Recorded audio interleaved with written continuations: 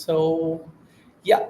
Hello, everyone, and welcome to our Fireside Chat at the third edition of GPC Online. Today, we are diving deep into a topic that is both timely and crucial, and that is aligning revenue model with the environmental impact in the games industry. So, I'm glad to be joined by two leaders in this space, Jude Ower MBE. She's a Chief Strategy Officer at PlanetPlay, and Daniel Madrid. He is co-founder and CGO at Dots.eco. Jude and Daniel, thank you for being here. Thanks for having us. Yeah. Thank you so much, Ahmed. Happy to be here. Before we proceed, I would like to give you guys some time to introduce yourself so that we can set the context straight, and then we'll begin. Okay. You want to start, Jude? Yeah, sure. Yeah, thanks, Daniel. Thanks, Ahmed. So great to be here. Yeah, as Ahmed said, my name is Jude. I'm the Chief Strategy Officer of PlanetPlay. So we are a platform that's helping to connect gamers and game studios to environmental impact. And the way that we're doing that is in a couple of ways. And one is through in-game transactions. Buy an item, percentage of money goes to green projects. And we provide the CO2 certificate back to game studios.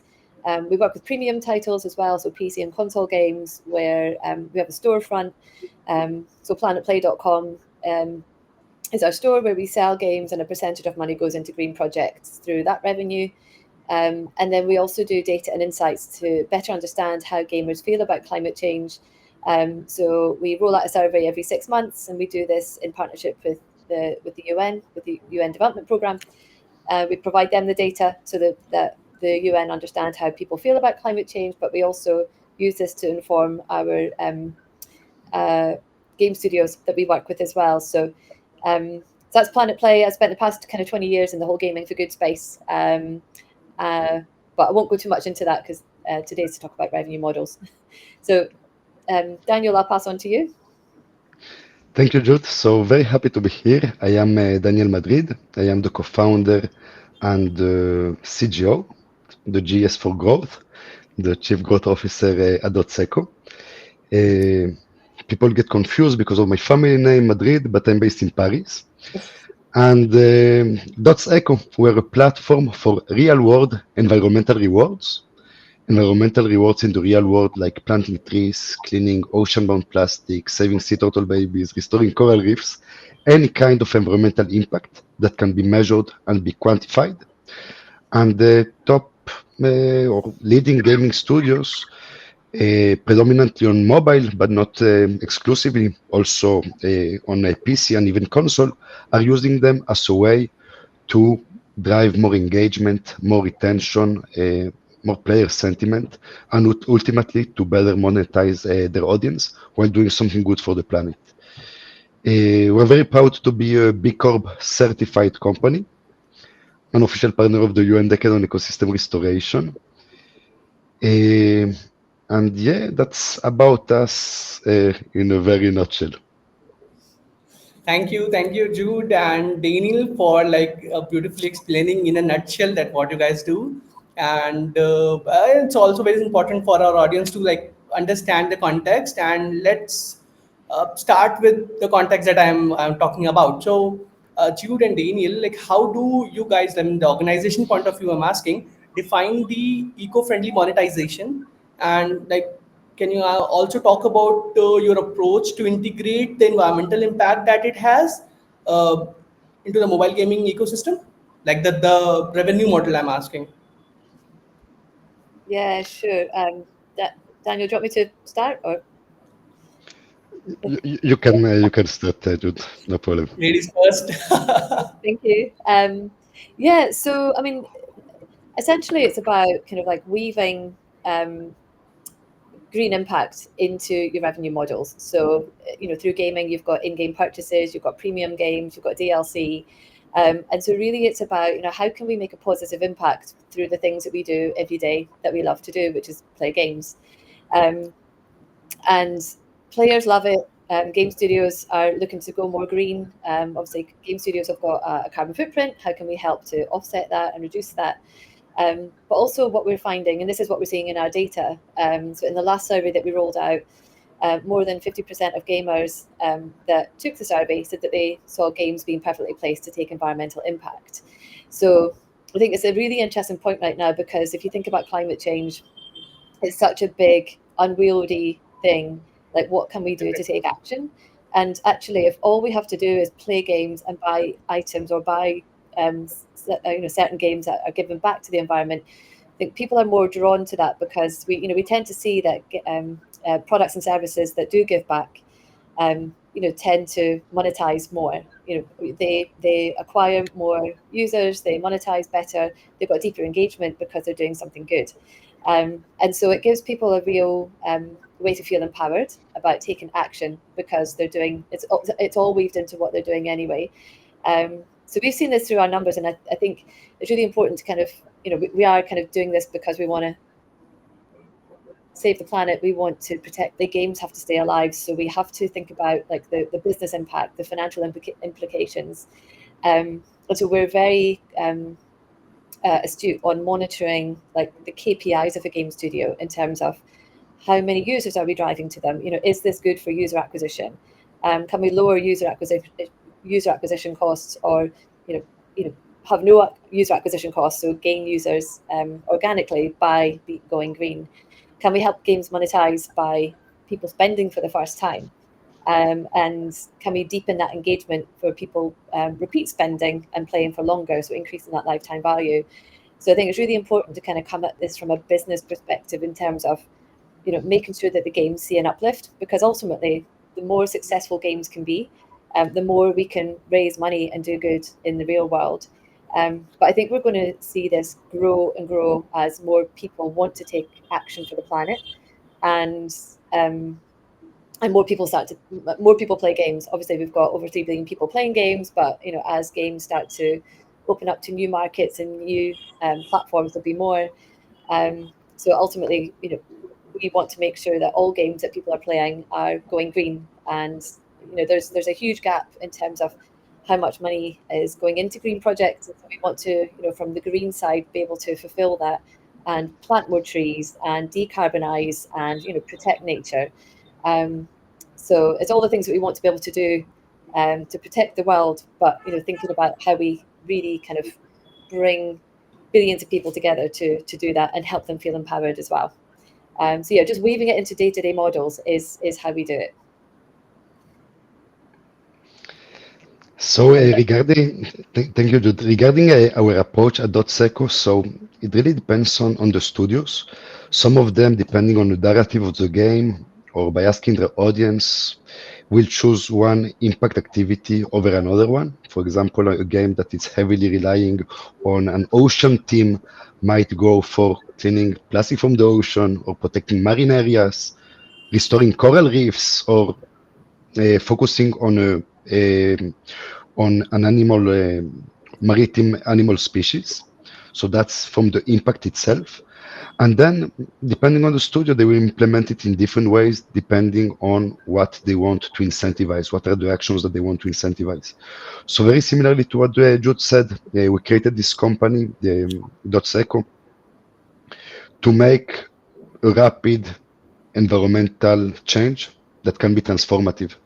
To give some context, we started in 2019. We started with a different company that was a gaming studio developing games that were play to impact.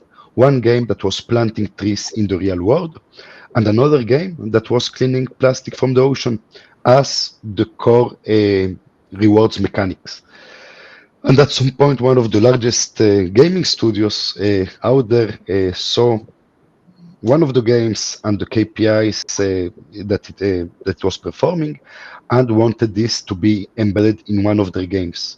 And at this moment, this was in January 2022, we pivoted, and instead of being a B2C gaming studio, we became a B2B, environmental impact as a service for the gaming industry. So now to answer also your question, everything is happening in game.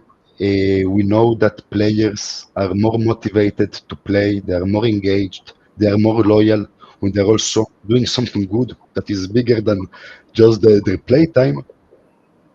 And we do see that, like this works very well for driving more playtime, more engagement. Ultimately, it's creating a memorable experience that players relate to, they remember. And yeah, we are seeing that they are going the extra mile to do something good for this planet. So it's all about doing good, feeling good, and there is also an element of bragging about it because players are receiving a certificate in game that can be shared, and they are sharing it in big numbers, which is bringing additional awareness to the game, additional downloads, and yeah, I couldn't agree more with Jude again about we created this company for the environmental impact, but at the end of the day, in order to make a true change, a transformative change, studios that are ultimately businesses need to understand what is in there for them, and that's the reason that we are super focused on making sure and proving that these activities are very ROI positive, even for studios that have different goals. So we really want them to measure the uplifts on engagement, on retention, on new transactions, on new revenue coming from these kind of activities. Yeah, that's fascinating, Daniel. The example you shared about how you like transform from the consumer front to a Mm. B2B side. Jude, if you can quickly share some examples of any campaign or feature that Planet Play did, like for like you mentioned about climate change and about the planet, the stuff that's happening around, and how in one go it helps in sustainable revenue model, helps in alternate revenue segment, and also in the other hand helps the environment as well. So if you can talk about any campaign that Tenet Play did, and some numbers if it is possible. Yeah, sure. So, yeah, I mean, some examples I'll share are, I mean, we've got one kind of a long-term partner of ours is 10 Square Games, and they've got a game called Fishing Clash, and they they did something really, really interesting in terms of obviously the game is about fishing, but people who fish love to spend time outdoors. But also this is a really popular game because you can kind of escape to the outdoors at any time. You've got your phone in your pocket 24 hours a day, pretty much. So if you feel the need to go out fishing, but you can't physically go, you've got the opportunity to do it. So what they did with us was they've created activations where you can clean waterways, like clean rubbish out of the water. So basically, you're fishing for garbage out of the water, and while you're doing that, you're also raising funds for green projects. So I think that's a really nice example of how you can make it very natural to the game itself in terms of fitting the theme. Um, but we've also done activations where we've worked with celebrities. And the point of this is also to drive more UA, more awareness. We want the games to become famous, so we want the celebrities to help make them famous. So some examples are we worked with J Balvin, who's a South American reggaeton musician. He's got millions of followers online. We put him in Subway Surfers, so he became a Subway Surfers character where you can buy, he had a green jacket, he had a green hoverboard, and for a month you were able to buy J Balvin and the different accessories, and all that money was then going into green projects. 100% of the money that was being raised was going into green projects. But that was so successful that we ended up doing a rerun of that. So I think we activated, I think in October one year, and then we reactivated in January. And subsequently, we've worked with other celebrities like Demi Lovato and Fat Joe. Um, and we also have celebrities coming on board as ambassadors. So, for example, Brianna Evigan, she's an actress. She was in the Step Up movies, but she's a huge environmentalist as well. So she's been kind of getting involved in games. She's been in Avakin Life by Lockwood, and that's been super interesting as well because Avakin Life is a sim style game, virtual world where you can go shopping, you can go to music festival parties, and Brianna is in there, doing our step up dancing, and you could buy dances to be like Brianna, and everything that you do with Brianna goes green. But again, like Lockwood are kind of a long-standing partner, who we've done a number of celebrity activations with. So the celebrity activations are great because obviously they've got millions of people following them, and we're really trying to drive that UA. So I think it's really looking at like what are game studios really struggling with right now, and it's UA. Like, how do you get discovered? How do you get more gamers on board? And working with celebrities and popular marketing channels, we can drive that awareness, drive more players to the game, and then engage them with this really fun, exciting content. We've also worked with David Hasselhoff, so he's been a bit of a legend, and it's brilliant, because it makes people smile, and so Yes. we love this whole kind of cross collaboration of like different celebrities from different areas, from musicians to actors to sports people, but they all want to get on board and help with the planet. So, and that's driving more engagement with the items that have been sold in game. And so typically we see these are some of the most popular items in a game, and we're seeing like uplift in revenue from first time spenders and reactivation of players, and re-engagement of players spending more money. So it is really driving green, and think about how we add some sparkle around it with celebrity. So you got me there when you mentioned you like involved celebrities. So what I feel is that when you involve celebrities, someone like who's been in the industry, for example, in the music industry or sports, something like that, and having a following of, let's say, millions, like 4 5 millions of follower base, then that impacts in helping more audience coming to test that particular game. And also, if you see the data, it's like 3 billion out of 7.5 8 billion population, they play game in one form or the other. And events like these, interventions like these, help this number push from three something to four and over and above. So yeah, that's awesome. Really like that idea. So I would also, like to understand, if you think about 2025, what are the most successful examples you have seen on in-app purchases or sponsored items that you did that directly fund certified green initiatives? I mean, I'm talking about in the current scenario, in the current setup. So if you have any successful example, uh, and also in those successful examples, how have the players responded? For example, the feedbacks that you received, and like if you can discuss those points. Like this is open for both. Mm. Daniel, do you want to go? Sure, sure. I can give you a few examples. Actually, I would say that most of our activities, and I'm talking about, like big studios from Scopely to Wuga, SciPlay, uh, they have most of the activities are or what we call individual goals, meaning that an individual player is doing something, is hitting a milestone defined by the game, and this is triggering the real world impact. This is triggering the real world reward that the player will be receiving. And we also have other studios that for games that sometimes they are more collectively played or with a community element, where the reward is unlocked in a community way, collectively, meaning that if I don't know 1 million players hit the milestone defined by the game, then they will unlock a very big impact reward. Uh, I think that in general we do see that individual rewards work a bit better, and I think that it's coming from a very simple behavioral pattern, that it's not the same like when you are being rewarded and you've been told thank you Jude, thank you Ahmad for planting a tree or for saving a sea turtle baby because of your effort, you alone did it, or like thank you our amazing players for doing this big impact all together. We do see that this can be a very effective way to incentivize in-app purchases, and this can be done through A/B testing.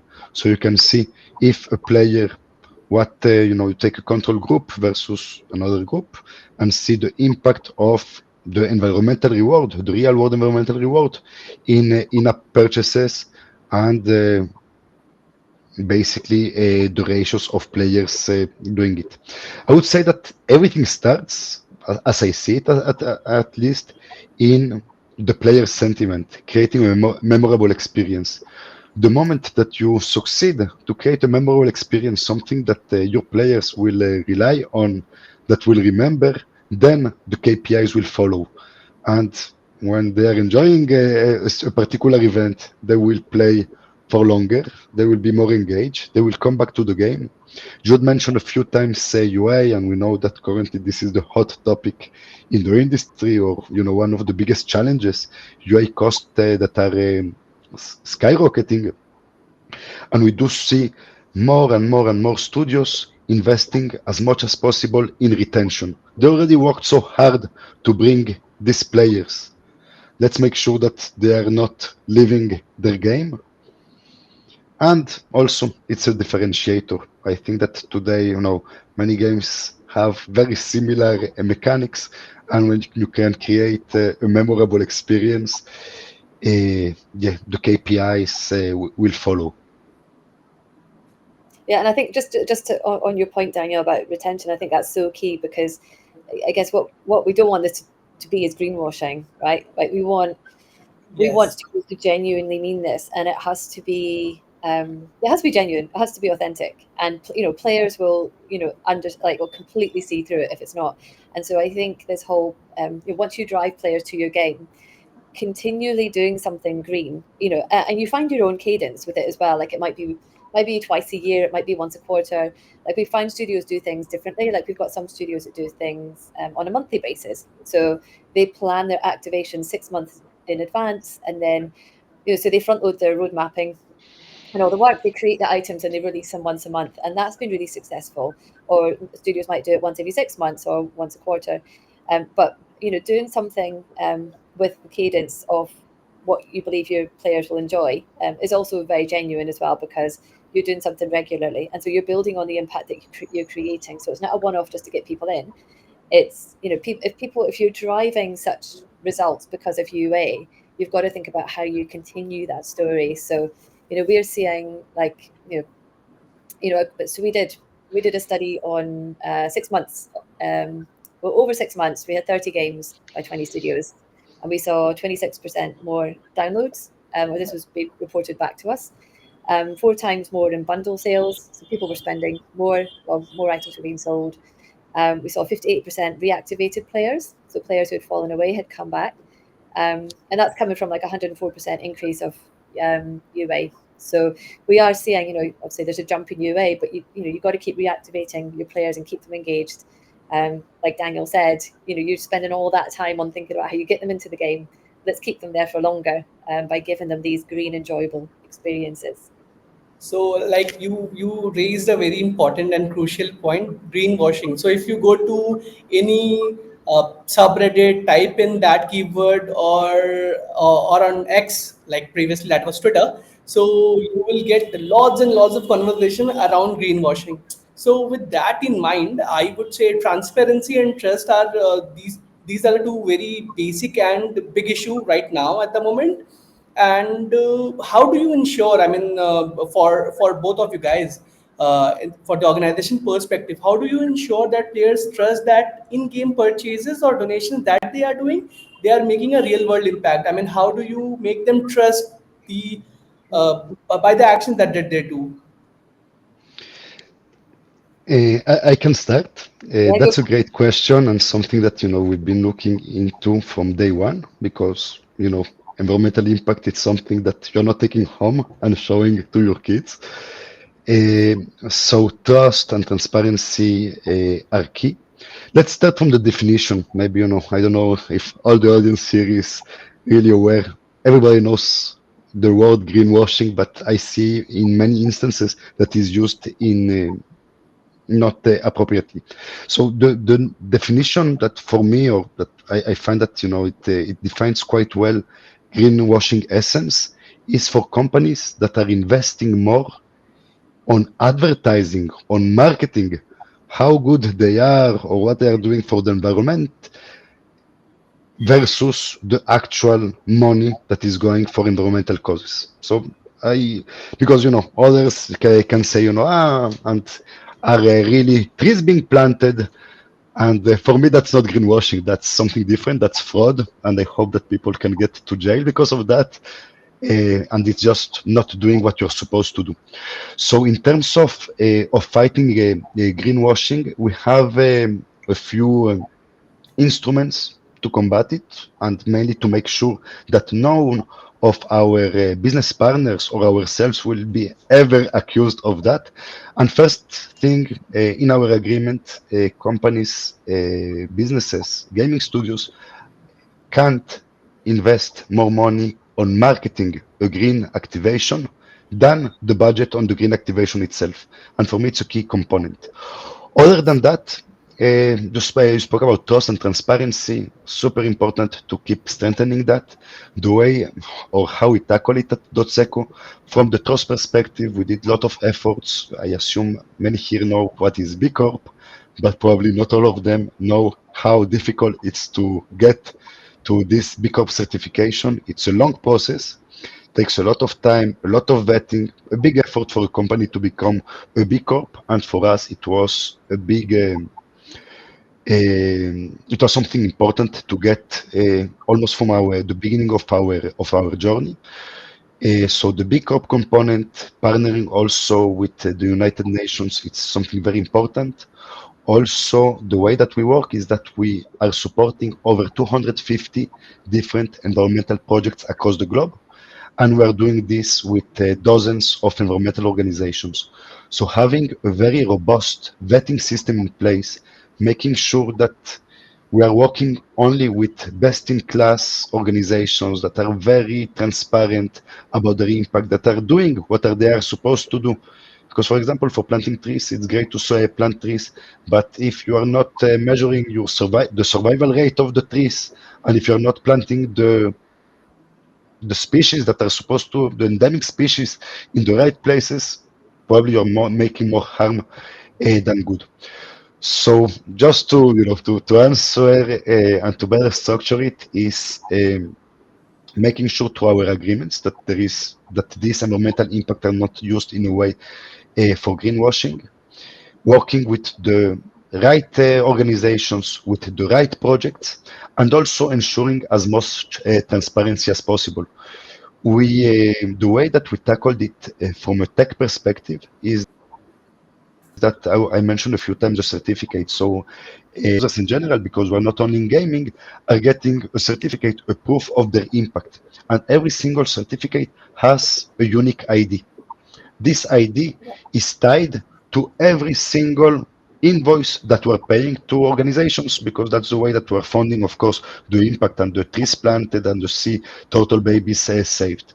So let's say that you have a player that it's very, very skeptical about the impact and decides to call one of the organizations we work with and ask them, hey guys, is Dots.eco supporting you, working with you? They will probably say, yes, we're working since, check their CRM since 2022, 2023. But we can go to the level of granularity of checking if a single impact, if the single tree that is supposed to be planted has been really paid for, have been really sponsored. So that's how we tackle this big topic that is greenwashing. Yeah, I think Uh, we're quite similar there, but with fewer projects. I think. I mean, we have a governance board. So from the foundations of the organisation, so we're set up as a not-for-profit. We have a governance board who vet all the projects that we bring on board. So it takes about 6 to 8 months to vet a project. We'd even fly out to the location where the project is based to meet the team and see how they're operating and get reports back from them directly as well. So yeah, there's a bit of a process in terms of each project that we bring in, but we're working on bringing a range of projects in, but it's got to go through that process. I think the other thing is communicating the impact back to the players. So as Daniel said, the players really want to know that the impact has been made, and so that's what we do. So we help kind of communicate that back to the players so that they can see collectively what they're doing, and we also provide a CO2 certificate back to the game studios as well, so that for any reporting that they need to do around sustainability or ESG.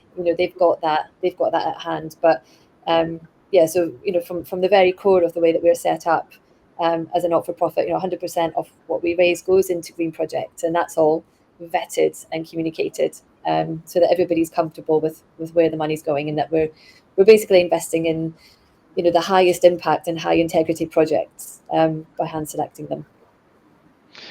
Thanks, Yeah, I Jude.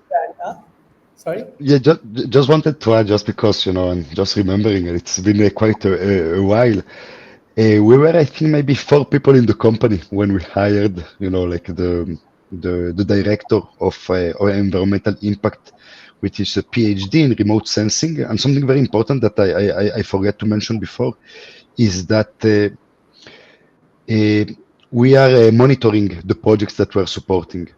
So it's really about not only vetting the organizations, but also having a monitoring in place that, depending on the impact activity, can be more robust, more sophisticated, mainly through satellite imagery. So this doesn't cover every single impact activity. So the monitoring is also very important. And also, thanks to Jude, I remember that I didn't mention also bringing back data and information back to the players. And this is something that we was built based on players' feedback. So cool, you played the game and you planted a tree, or you protected 10 feet square of wildlife habitat in Nepal, for example. Great, but the players wanted to stay in the know and know a bit more about what's going on with their project. And one of the features, so in every certificate, players can optionally register and get what we call status updates from the ground, Wow. and also from our monitoring system, which are, we don't want it to be too intrusive. So it depends. It can be monthly, it can be quarterly, and it's all about exciting updates that we're bringing from the ground. If by playing a game you supported and you saved a sea turtle baby in Costa Rica, and it's the nesting period, and we have nice videos of the baby sea turtles going into the water. So these are the type of updates that we'll be sharing with the players. Again, not about the very own turtle that we're not tracking, but about the project that they helped supporting. Awesome, awesome. Thanks a lot for sharing in like in much detail. And personally, for me, it was an eye opener because the thing you mentioned about tracking the project status, and also even I was not aware of that. So I went through to check Dots.eco's program and all the stuff, but I didn't find it. So thank you for mentioning it here. So here till now we have talked about the consumer front, but let's say Dots.eco started in 2019 and PlanetPlay started in 2016, I guess. Since then, it's been some time, some quite a few times since you are guys are in the business. So you must have seen challenges the studio face when aligning with monetization strategies that has an environmental impact. I mean, can you share something around that? How you guys help them out, the developers and publishers overcome those obstacles? Um, Ju- yeah. Yeah, Sorry. please go ahead, Jude. Go ahead. I just wanted to correct something because, yes, maybe it's because I said before, and maybe there was some confusion. So just in terms of, the company was created in 2022, Dots.eco as it is. 2019, it was a different company that we pivoted from. So we're a bit less older, but yeah, just wanted to correct. Yeah, please go ahead, Jude. Yeah, no, I was just going to say that it was the same for us. So we actually started in 2022 as well. Oh, okay. I'm so sorry. Yeah, I missed it No somewhere. worries. no problem. So sorry, what was the question about the different monetization strategies? I've Yeah. So the increased. challenges studios, like in your experiences, have you come across studios that are facing challenges to align their monetization strategies with environmental impact? I mean, something of that side, and how you guys help them overcome those obstacles, those challenges. Yeah, it's a great question. I mean, I think the industry is in a um, has been in a challenging place, the past year or so. So, it might not be something that fits all studios, if they're facing quite extreme challenges. But in terms of challenges that we see, I mean, one is it's really about getting the internal buy-in. So you might find that in a team you've got like some people who are really passionate about taking environmental action. They see their players want it, but they need to prove the business case to management to be able to activate uh, campaigns like this. So that could be a bit of a challenge if they're not getting the buy-in internally. But then in terms of kind of the actual monetization, I think where it's a bit more challenging is on the kind of PC and console side, where it's difficult to do. It's difficult to do anything in game unless you're there from the very beginning. Um, so unless you're building kind of DLC, and then you sell that DLC for Green Impact. But that was one of the reasons why we set up the Planet Play store, so that we can open up the potential for more PC and console games to go green. So basically, the way it works is you sell your games through our store, you pledge a percentage of that revenue to green projects. So we typically say minimum like 10%. So there's no store fees.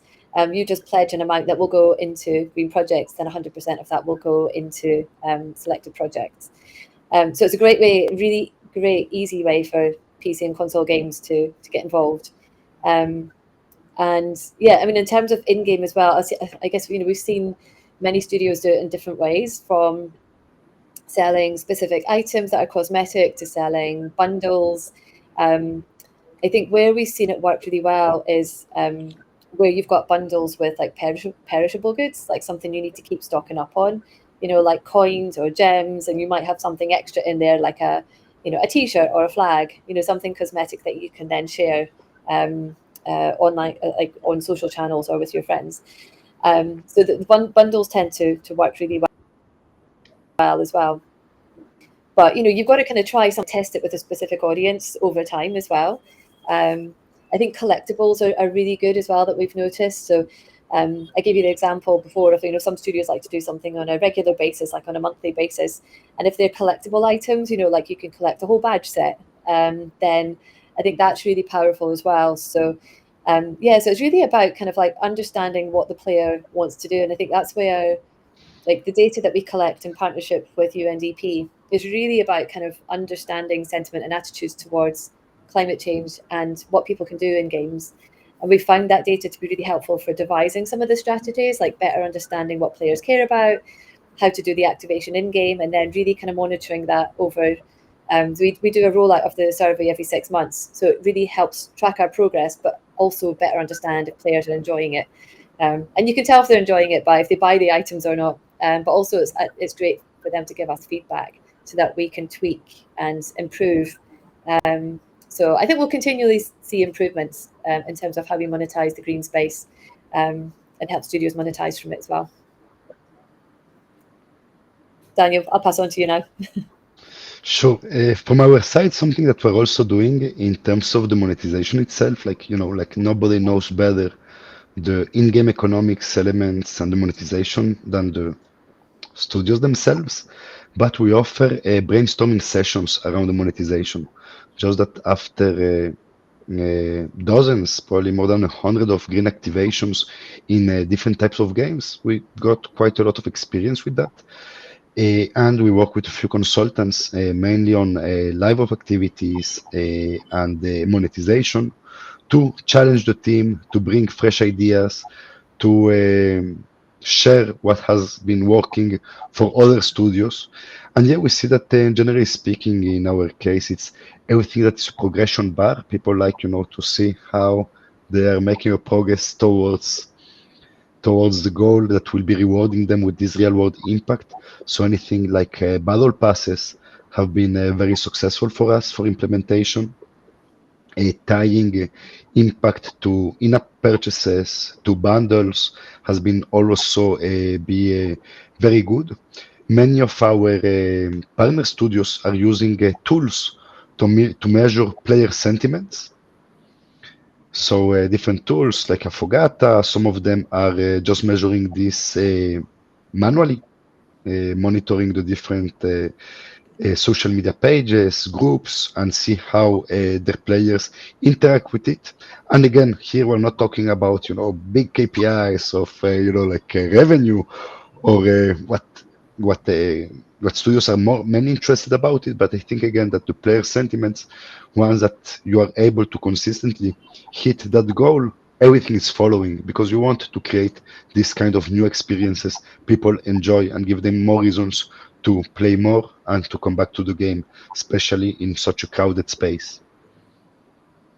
Awesome, awesome. So I had a lot of different thing as well, but we'll also delve deep, try to take some questions because we have a few. Uh, so there's one question that I can see. So this is question is for both of you. That have you seen any great example of game that managed to blend environmental theme with smart monetization strategies? So, if I can, this brings me back actually to what I was just discussing before of different studios that are using this. Again, there are people that are very, like very excited about making an environmental impact. But again, when they want to sell this over to their team to prioritize it in the roadmap, studios need to understand what is in there for them. So I would say that with very, very, very few exceptions. Maybe some games that are impact centric, like the core mechanics of the game is making impact, and we're seeing more and more games like this. I would say that all studios are using this as a way to better monetize their players or to drive more engagement and retention. But retention, engagement, it's ultimately better monetization. And again, yes, I can come back to what I was saying before to the progression features like the battle pass, the bundles, in-app purchases that are happening, or purchases that are happening outside the game itself, like the web stores. So this has been, I think, the most successful ones Mm. in terms of smart monetization strategies. Yeah, and I think if you can work within what the parameters of the game, like, better understand what's working in the game already and build on that rather than create something completely new and start from scratch. I think that's always a smart move. So the example that I gave of Fishing Clash, they turned fishing for fish to fishing for trash. Was a really smart way to kind of raise awareness of cleaning up the planet while raising money for green projects, or turning the Jake character from Subway Surfers into J Balvin, or using the environment of Avakin Life, and they sell dance moves.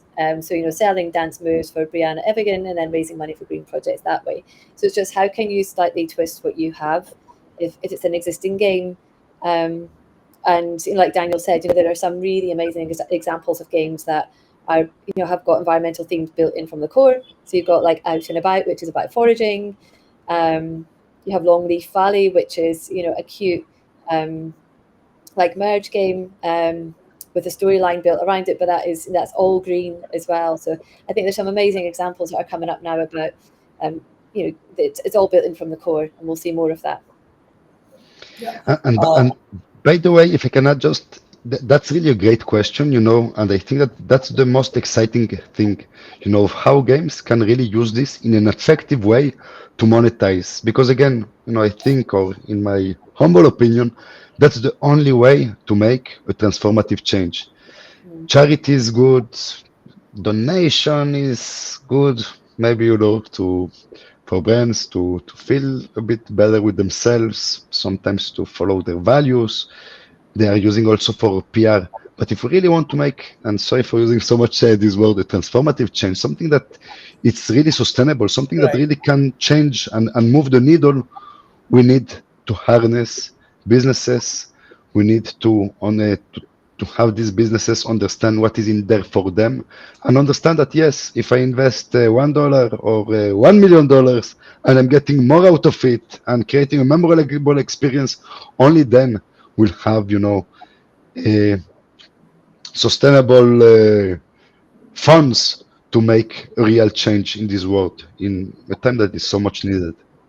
Yeah, yeah, and I think kind of building on that as well. I think like I said, if you are using existing assets or formats within a game already, and turning them green, it's a really simple thing to do.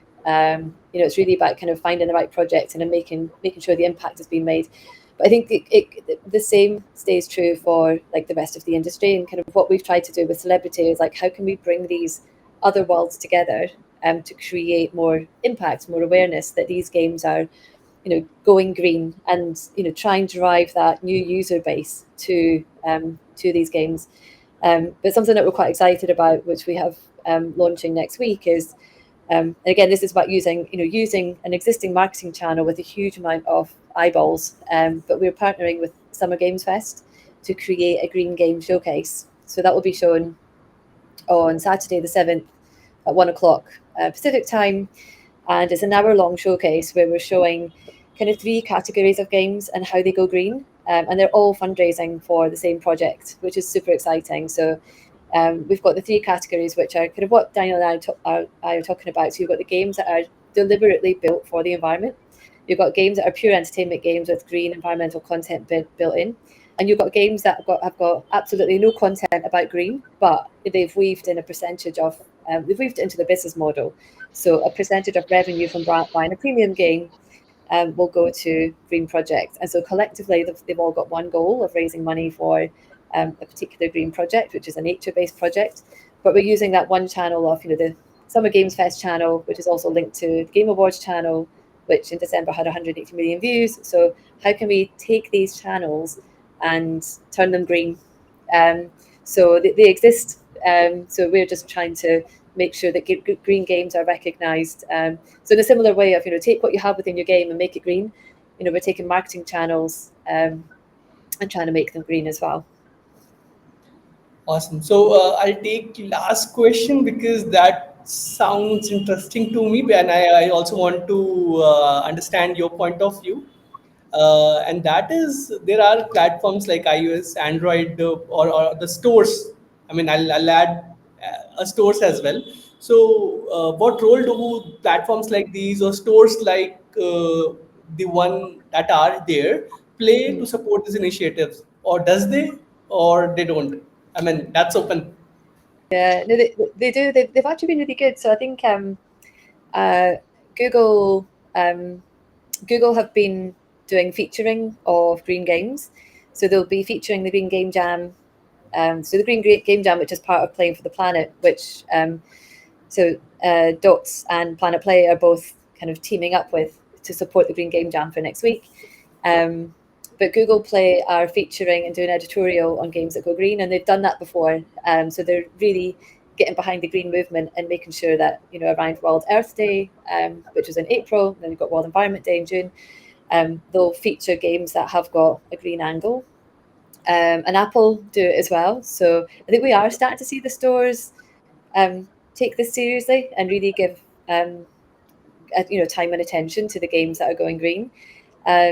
And then on Steam for next week for the Summer Games Fest, they have kind of Steam promotion and sales page and editorial for PC games as well. So yeah, I think we're kind of like, starting to see this movement of the stores getting behind it, which ultimately is great for games as well, because we want the shop fronts to give more love and attention and spotlight the green games, because it will drive more users as well. So yeah, we're definitely seeing movement in that space as well. Yeah, just I would say yes, that's the same that we're seeing. That's the main interaction way with the stores, and even outside of the Playing for the Planet, the UN's Green Game Jam, we're seeing that it's such a wonderful story to tell, and Apple, Google are featuring many games that are merging environmental impact as part of the game. So that has been great, and we've seen this increasing and increasing. I must say that we have business partners that are reaching out to us for that main value. So even if for us it's like a collateral value, they come to us because they want to be featured. That they want to integrate this kind of activities in game. So that has been great. Other than that, more broadly speaking, like Dots.eco for a while, we've been one of the Google startups for sustainability, which is a program of Google. Not only in gaming, by the way, it's across any industry and vertical. And these guys have been helping us just because, I think that Google, other than making lots of money, uh, uh, they are in this position with their clients, to be a trusted advisor and also offering and explaining and introducing them to new tools that can help them uh, better compete in today's so crowded ecosystem. Yeah, and I think Daniel, that's such an important point that you made as well about it's a great story for the stores to tell as well. So they're looking for new, interesting ways to engage more people in apps in different ways, and I think discoverability is so hard these days. And I think being able to put a focus on different categories of games at different times of the year is so important, which is why they do things like Earth Yep. Day and World Environment Day. But yeah, they've gotten behind some of ours. We have Make Green Moves, which is our games and celebrity mashup come together. And so Google have been really good at doing editorial and featuring of games that are on Make Green Moves. Again, they're doing their bit, but also kind of showcases games in different ways, and it's new and exciting to talk about because they got behind the Hoff and Joe Jonas and Demi Lovato, and any games that were supporting those celebrities who were supporting the cause. So all of that helps drive more awareness, more engagement, and it's a win-win-win for everyone. Um, Yep. And there is probably no better medium than gaming to bring environmental awareness. So I am very, very proud of the impact that we've been doing at Dots.eco in terms of the actual environmental impact or companies like PlanetPlay have been doing in terms of the impact. But I believe that the biggest impact out there probably are not the millions of trees planted or carbon removed. It's mainly about this awareness that you are created and that millions, if not billions of players are playing a game and they are introduced to environmental impact. Probably if you play a game and you clean the ocean-bound plastic, or you restore the coral reef fragment, or you save the sea turtle baby, I hope players will think twice before buying a water plastic bottle or throwing away. Yeah, I think that the biggest impact is coming there from the awareness that gaming embedding environmental impact is generating to the half of humanity which are playing. Definitely, so true. definitely, and that's 100% true. Although I had a lot of questions, but I think we have already exceeded our time limit, and then the other panel has also started. So maybe I'll ask you guys all those questions whenever we meet in person or via any other virtual platform like this, virtual event like this. Thank you, both of you, for your insights and for the work that you guys are doing to make gaming a force for good. Before we wrap up, I would like to just thank you and thanks Jude and Daniel and thanks everyone else for joining us at the third edition of GPC Online. Enjoy the rest of the conference. Thank you. Thanks for having Thank us. you so much, Ahmed. A pleasure being with you, Jude, as well. Yeah, And you have too, a wonderful Daniel. day. You too. Awesome. Bye. Bye bye.